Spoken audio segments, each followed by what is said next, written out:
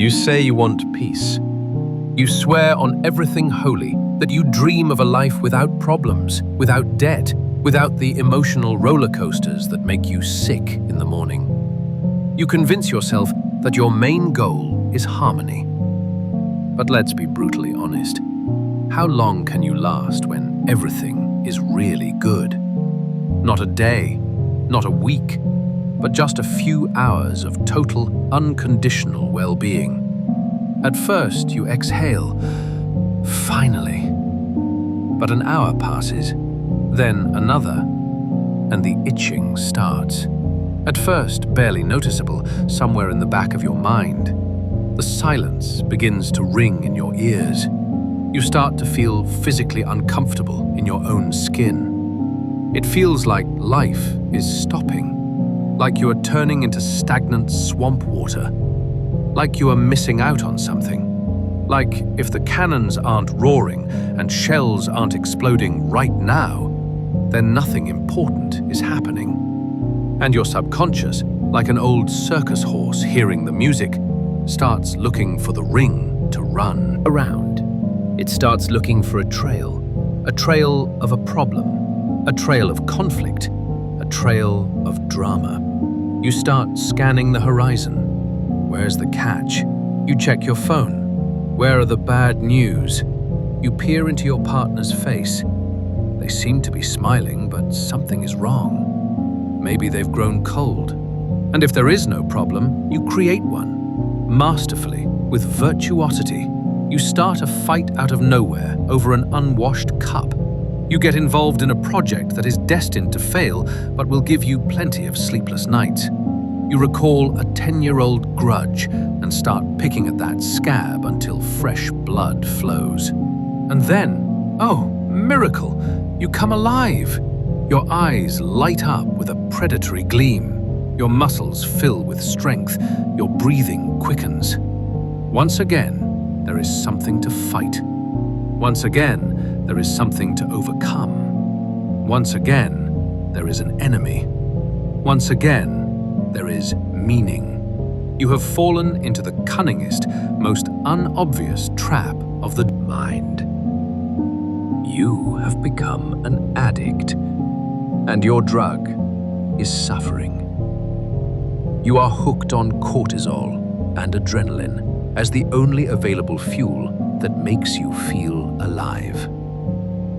Imagine a general born and raised in war. He knows no other life. He knows the smell of gunpowder.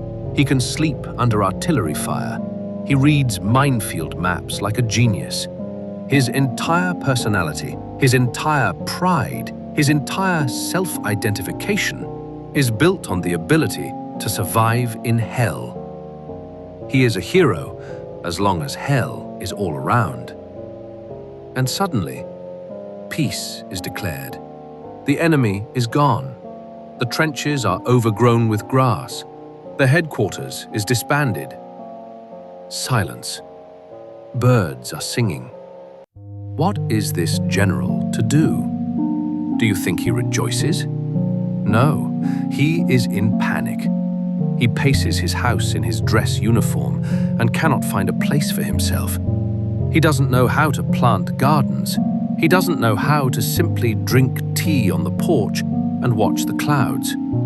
His hands shake without a weapon. He needs war to feel needed. He needs a threat to feel his boundaries.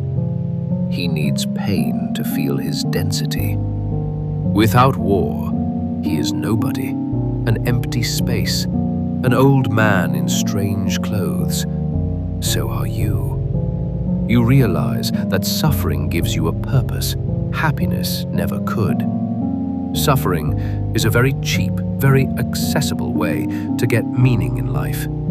You don't need to invent anything. You don't need to be a creator. If your tooth hurts, if you were dumped, if you were fired, if you have no money, the goal is clear as day. Fix this, survive, prove them wrong, get revenge. Suffering structures your time. It fills your thoughts. It gives you the right to self-pity and to the admiration of others. Look how heroically I bear my cross. This is a clear script. You are the protagonist in a drama. But happiness is treacherous. Happiness is ruthless in its emptiness, because happiness gives no ready-made goals. Happiness is an open field. It is a white canvas. It is a terrifying, ringing freedom. When nothing hurts, no one is attacking, and you don't need to save anyone. A question rises before you, from which you want to hide back in the dirtiest trench. And what now? Who am I when I have no one to fight? Why do I wake up in the morning if there is no emergency? What do I do with this energy if I don't have to spend it on survival? Happiness does not fill you with meaning automatically. It requires you to become the source of meaning yourself, not a reaction to an external threat, but an act of creation from inner silence. And this is harder.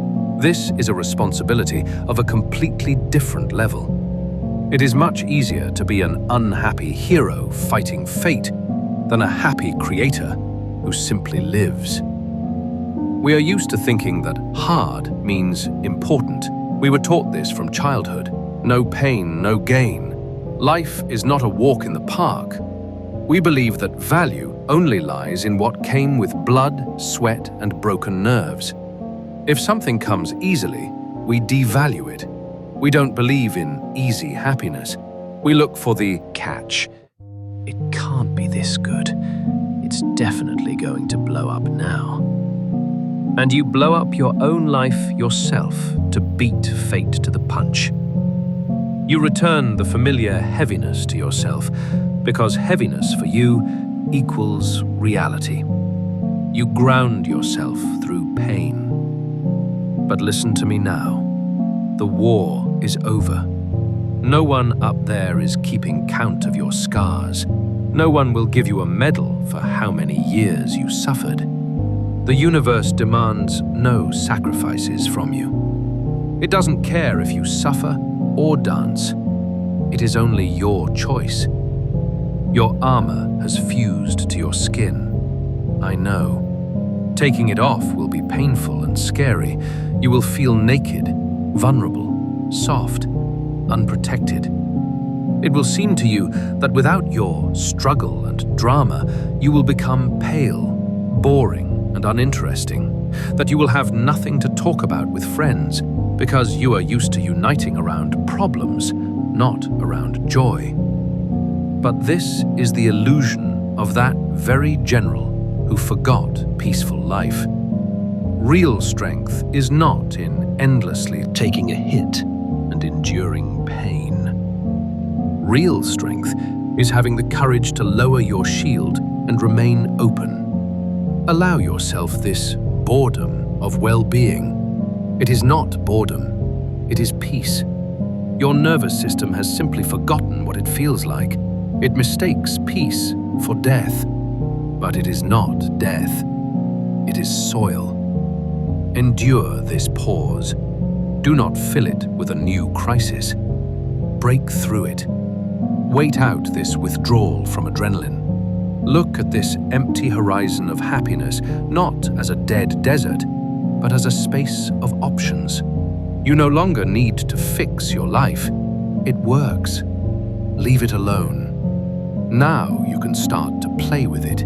You can do things not because you have to survive or have to prove, but simply because you are interested. You can love not in spite of, but because of. You can act from an overflow of strength, not from deficit and fear. This is a different fuel. It burns steadily, without black smoke and soot. It doesn't burn out your engine from the inside. It is clean energy. Switch from the diesel of survival to the electricity of creation. Stop looking for drama to confirm your existence. You exist without drama. You are valuable even when everything is easy for you. You are important even when you are just sitting and drinking coffee and there is not a single anxious thought in your head. Drop the weapon. Walk out of the headquarters. Look at the sky. It is clear. And this sky will not fall if you stop holding it up. And in conclusion, a small practice. This is the most important part. If right now you felt how your inner war is looking for an excuse to continue, if you recognized in yourself this general who is afraid of peace, stop the inertia. Write a phrase in the comments. I choose peace, not battle. Let this be not just a comment, but your personal contract with reality. A sign that you are ready to live without the dope of suffering and are learning to be happy without guilt.